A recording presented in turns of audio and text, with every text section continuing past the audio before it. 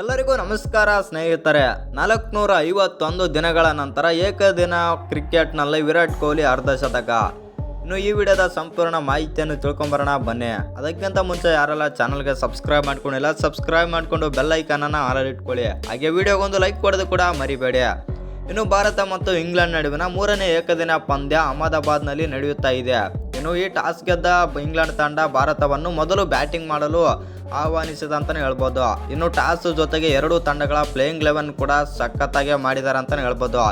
Especially ಬಂದ್ಬಿಟ್ಟು ನಮ್ಮ ಭಾರತ ತಂಡದಲ್ಲಿ 3 ಬದಲಾವಣೆಗಳಾಗಿದ್ದರೆ ಇಂಗ್ಲೆಂಡ್ ತಂಡದಲ್ಲಿ ಒಂದೇ ಒಂದು ಬದಲಾವಣೆ ಜೊತೆಗೆ ಬಂದಿದ್ದಾರೆ.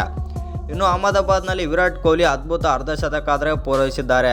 ಇನ್ನು ಈ ಮೂಲಕ 450 ದಿನಗಳ ನಂತರ ಏಕದಿನ ಕ್ರಿಕೆಟ್ನಲ್ಲಿ ವಿರಾಟ್ ಕೊಹ್ಲಿ ಅರ್ಧಶತಕ ಬಾರಿಸಿದ್ದಾರೆ. ಇನ್ನು ವಿರಾಟ್ ತಮ್ಮ ಕೊನೆಯ ಅರ್ಧಶತಕವನ್ನು 2023 ನವೆಂಬರ್ 19ರಂದು ಗಳಿಸಿದರು. ವಿರಾಟ್ ಗಿಲ್ ಜೊತೆ ಶತಕದ ಪಾಲುದಾರಿಕೆಯನ್ನು ಕೂಡ ಪೂರ್ಣಗೊಳಿಸಿದರು. ಇನ್ನು ಅಹಮದಾಬಾದ್ನಲ್ಲಿ ಮತ್ತೊಮ್ಮೆ ಈ ಮೂರನೇ ಏಕದಿನ ಪಂದ್ಯದಲ್ಲಿ ಆದಿಲ್ ರಶೀದ್ ಅವರು ವಿರಾಟ್ ಕೊಹ್ಲಿಯ ವಿಕೆಟನ್ನು ಔಟ್ ಮಾಡುವಲ್ಲಿ ಯಶಸ್ವಿಯಾಗಿದ್ದಾರೆ ಅಂತಲೇ ಹೇಳ್ಬೋದು. ವಿರಾಟ್ ಕೊಹ್ಲಿ ಜಸ್ಟ್ 52 ರನ್ ಗಳಿಸಿ ಪೆವಿಲಿಯನ್ ಆದರೆ ಸೇರಿಕೊಂಡಿದ್ದಾರೆ. ಇನ್ನು 2023 ವಿಶ್ವಕಪ್ ನಂತರ ವಿರಾಟ್ ಕೊಹ್ಲಿ ಏಕದಿನ ಪಂದ್ಯಗಳಲ್ಲಿ ಲೆಗ್ ಸ್ಪಿನ್ ವಿರುದ್ಧ ಔಟ್ ಆಗುತ್ತಿರುವುದು ಇದು 4ನೇ ಬಾರಿ ಅಂತಲೇ ಹೇಳ್ಬೋದು. ಇನ್ನು ಈ ವಿಡಿಯೋ ಇಷ್ಟ ಆಗಿದ್ದರೆ ಒಂದು ಲೈಕ್ ಮಾಡಿ, ಶೇರ್ ಮಾಡಿ. ಹಾಗೆ ಇನ್ನು ಹೆಚ್ಚಿನ ಅಪ್ಡೇಟ್ಗಳಿಗಾಗಿ ನಮ್ಮ ಚಾನಲನ್ನು ಸಬ್ಸ್ಕ್ರೈಬ್ ಮಾಡ್ಕೊಳ್ಳಿ.